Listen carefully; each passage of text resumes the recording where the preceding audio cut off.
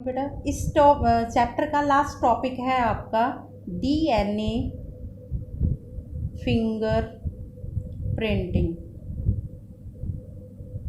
DNA fingerprint भी बोलते हैं इसको, ठीक है। तो इसमें जो डॉक्टर अलैक जेफरीज ने सबसे पहले डीएनए फिंगरप्रिंट को डेवलप किया था। ये टेक्निक जो दी थी ये इन्होंने ही दी थी, ठीक है। अब इसमें जो डिजीजेज होती हैं उनका इससे डीएनए फिंगरप्रिंट से पता लगा सकते हैं, ठीक है। तो डीएनए फिंगरप्रिंट में जो शॉर्ट, जैसे ये डीएनए है, डीएनए का एक छोटा स्मॉल पार्ट जो यूज़ करते हैं, जो मैच करना होता है। डीएनए फिंगरप्रिंट ही मतलब होता है दो इंडिविजुअल्स के डीएनए फ्रैगमेंट को मैच करना, ठीक है। तो डीएनए फिंगरप्रिंट में जो छोटा पार्ट लिया जाएगा न्यूक्लियोटाइड का फ्रैगमेंट, उसे बोलते हैं VNTRS, यानी इसका फुल फॉर्म होता है variable number tandem and repeats, यानी जो डिफरेंट है उस पार्ट को बार बार रिपीट करना, ठीक है। तो इसकी जो मेन जो डीएनए फिंगरप्रिंट का किसने दिया और इसका जो पार्ट यूज करेंगे उसको बोलेंगे VNTRS, ठीक है।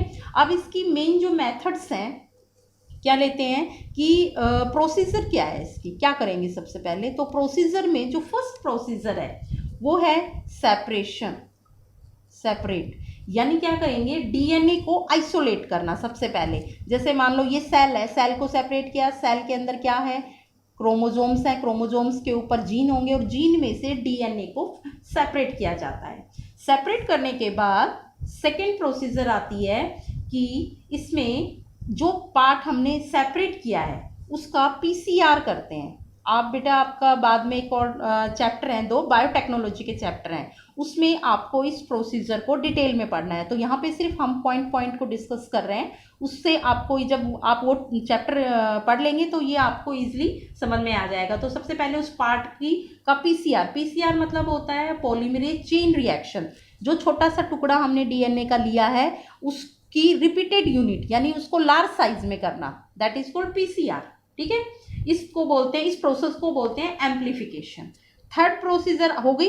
अब थर्ड प्रोसीजर आती है जो डीएनए का फ्रेगमेंट हमने पीसीआर लार्ज साइज का कर लिया, छोटा टुकड़ा लिया था उसका पीसीआर कर लिया, ठीक है। पीसीआर होने के बाद उसका क्या होगा कि डीएनए पॉलीमरेज जो एंजाइम रेस्ट्रिक्शन एंडोन्यूक्लियस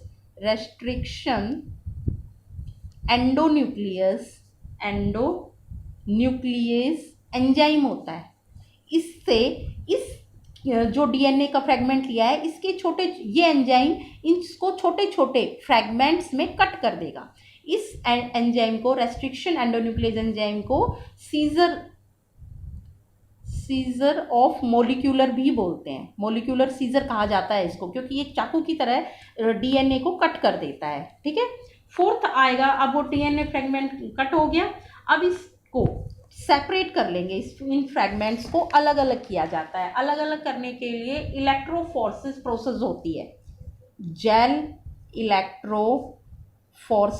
ये भी उसी चैप्टर में बेटा इसकी डिटेल दे रखी है कैसे उसके थ्रू सेपरेट होता है। इसमें इलेक्ट्रिसिटी पास की जाती है और मैग्नेट प्रॉपर्टी के अकॉर्डिंग पॉजिटिव आयन एक साइड हो जाते हैं और नेगेटिव आयन्स एक साइड हो जाते हैं, ठीक है।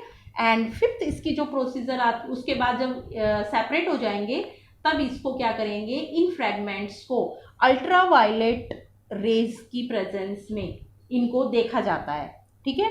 जब इनको हम डाई करके, जैसे सभी एक जैसे कलर के होते हैं तो पहले इनको डाई कर लिया जाता है, ठीक है, जिनको सिलेक्टेबल मार्कर बोलते हैं उनके थ्रू। तो इन्हें डाई करके इनको अल्ट्रावायलेट रेज में इन्हें देखा जाएगा और देखने के बाद ये इनको साउदर्न ब्लोटिंग एक प्रोसेस होती है जिसके थ्रू ये इनके फ्रैगमेंट्स को मैच किया जाता है ग्राफिक्स के थ्रू, ठीक है, जिसे ऑटो रेडियोग्राफी बोलते हैं। ऑटो रेडियोग्राफी ये मेथड है। तो सिर्फ ये तो मेथड जैसे जैसे स्टेप होती जाती है उसके अकॉर्डिंग आपको इसको स्टडी करनी है। ऑटोबायोग्राफी होती है जिससे इसके जो बैंड होंगे ये अलग अलग होंगे और उनको मैच किया जाएगा ऑटो रेडियो बायोग्राफी के थ्रू। अब जैसे मान लो 2 इंडिविजुअल्स हैं, मान लो ए इंडिविजुअल ये है और एक ये बी है, ठीक है। आप इसको इसमें भी देख सकते हो, बुक में देख लीजिए बेटा एक बार। जैसे ये पेरेंटल क्रोमोसोम हो गया, ये आपके एनसीईआरटी बुक में दिया हुआ है।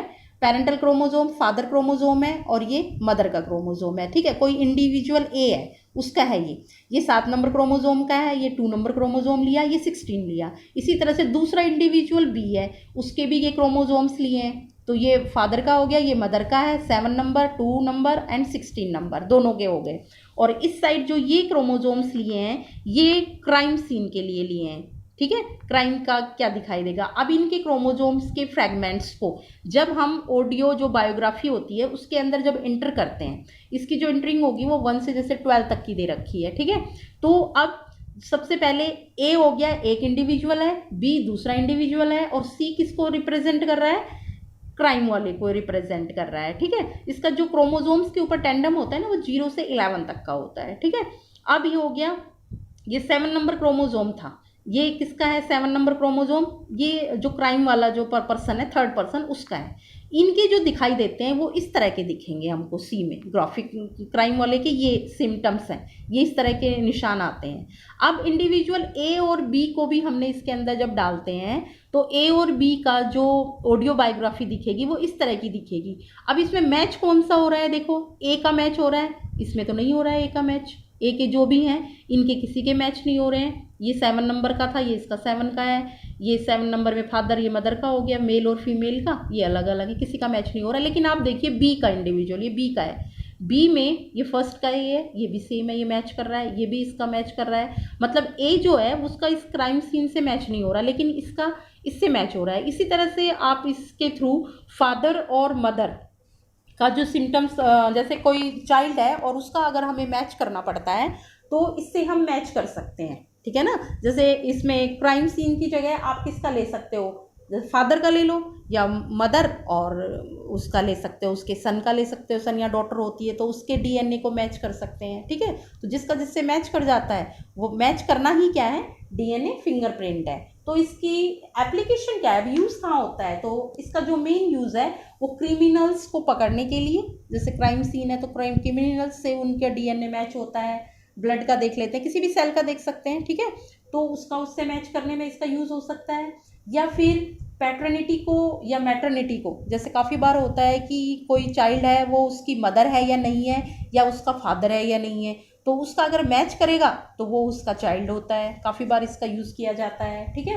एंड इसके अलावा पॉपुलेशन और जेनेटिक डाइवर्सिटी स्टडी इवोल्यूशंस में भी इसका काफ़ी है, इसके जीएनए को मैच करके ये पता कर सकते हैं कि कौन सी स्पीसीज किससे बनी हुई है, ठीक है। तो इवोलेंट्री बायोलॉजी में इसका काफ़ी इम्पोर्टेंस है। जैसे हम कहते हैं कि रेप्टाइल्स हैं, रेप्टाइल्स से क्या बने हैं, बर्ड्स बने हैं, ठीक है ना, और बर्ड्स से क्या बने थे, मैमल्स बने। तो इस तरह की ये जो चीज़ें होती हैं इनमें भी ये देखो, जैसे हम देखते हैं एम्फीबियन एक्वाटिक एनिमल आए, फिश वगैरह बनी, फिर एम्फीबियंस बने, फिर रेप्टिलिया बने, फिर एविस बने और फिर मैमल्स आए। तो इनके जीन को मैच करने से भी इवोल्यूशन का पता चलता है कि किस ऑर्गेनिज्म का किससे इवोल्यूशन हुआ है। और मोस्टली क्राइम सीन और पैटर्निटी और या मैटरनिटी को डिसाइड करने के लिए भी जो डीएनए फिंगरप्रिंट है इसका यूज़ किया जाता है। तो ये चैप्टर बेटा आपका कंप्लीट होता है। Thank you.